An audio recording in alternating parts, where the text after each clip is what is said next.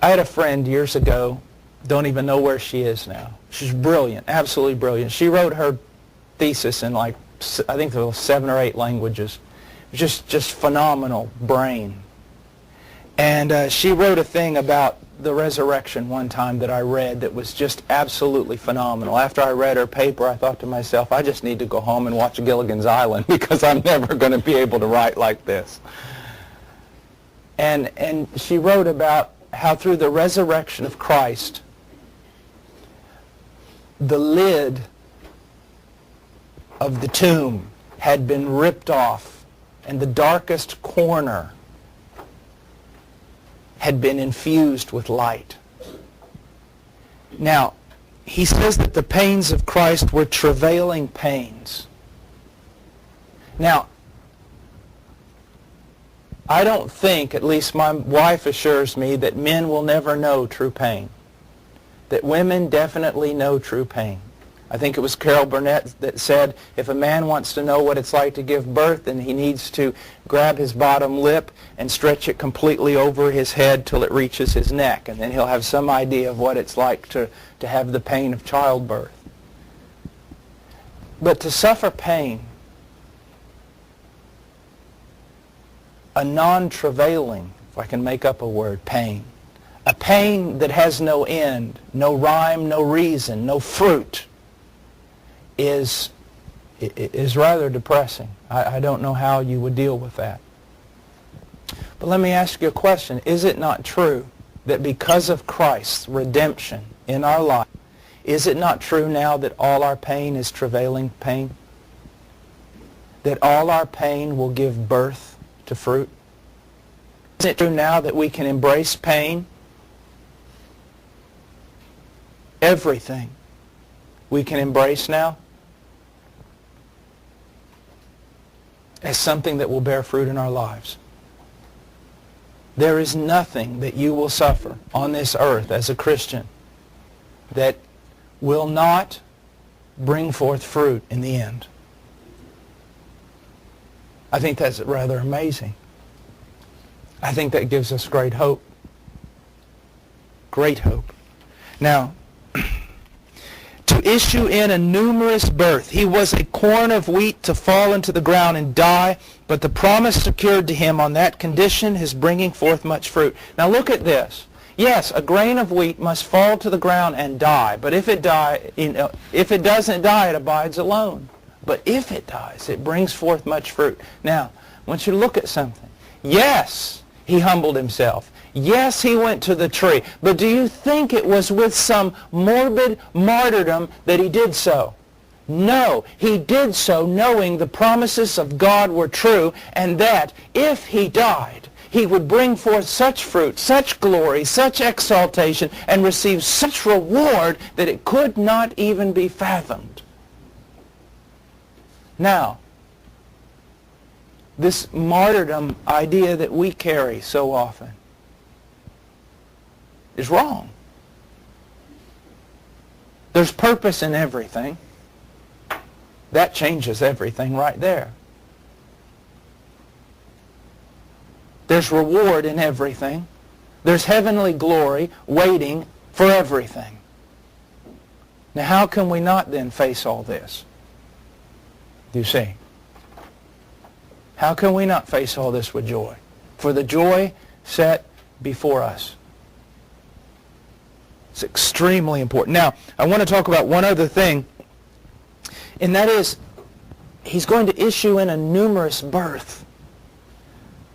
The world, the devil, this system, this fallen age would make you think that Christianity is nothing more than a little sectarian thing that's kind of limited to South Alabama, the Bible Belt. It's some insignificant issue. It's something that will perish with time, and when it's gone, no one will really be affected by its leaving. I mean, this has been going on for years, this attitude. Voltaire, 100 years, no one will even know about a Bible. Don't you believe that for one moment. It's all a lie. Christianity is not some little sectarian, tiny little group of misguided people. It's the biggest thing that's ever happened on this planet. You look in one particular spot on earth, and yes, you may find only a few believers. But if you gather up all the believers all over the earth, all throughout history, this is the biggest thing that's ever happened. I can assure you.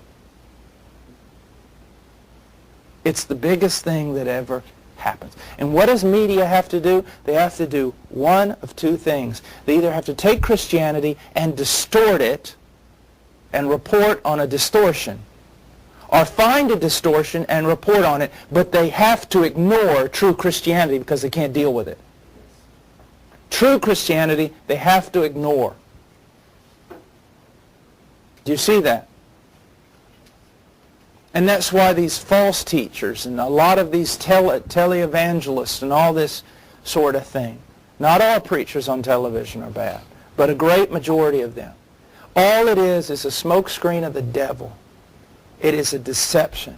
It is a distortion of Christianity to say, look, there's Christianity. Why would anybody want to have anything to do with this? The problem is what they're saying is not true and true. The not true is this. It's not Christianity. But it is true. Who would want anything to do with that? But they can't. That's why it's so amazing. I mean, bring on one of these teachers and interview them and everything else. All it is a ridiculous circus. You bring on John MacArthur. Bring on Moeller. Bring on Piper. It's a whole different issue. You see. And the historical Jesus, the real one. The Jesus of Scripture. You have to distort him or you have to ignore him. You cannot deal with the real Jesus. No one ever does. The real Jesus. Because they can't. They know it.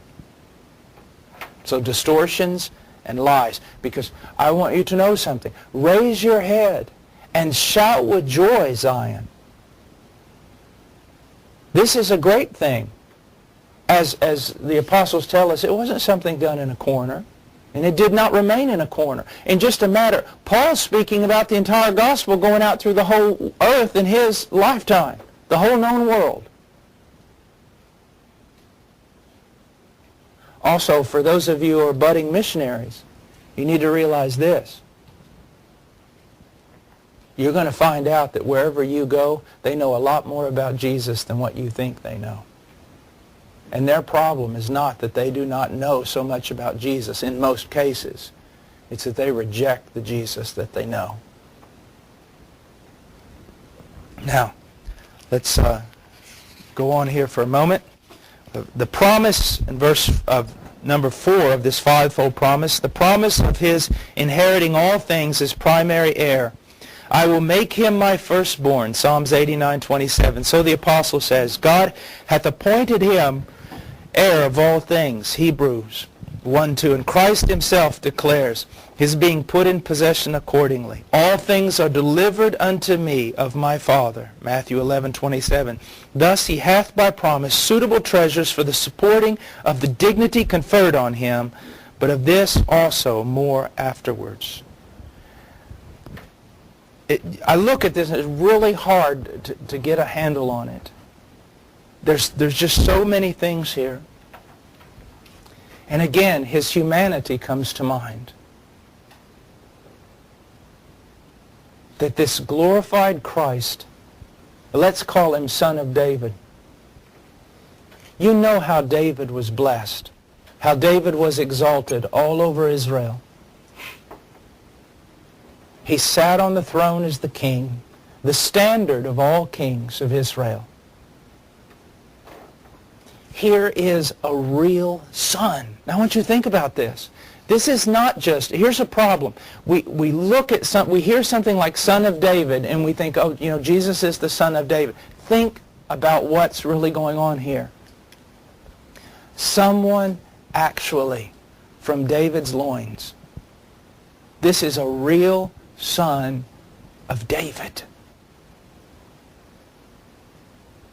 This is really of his lineage.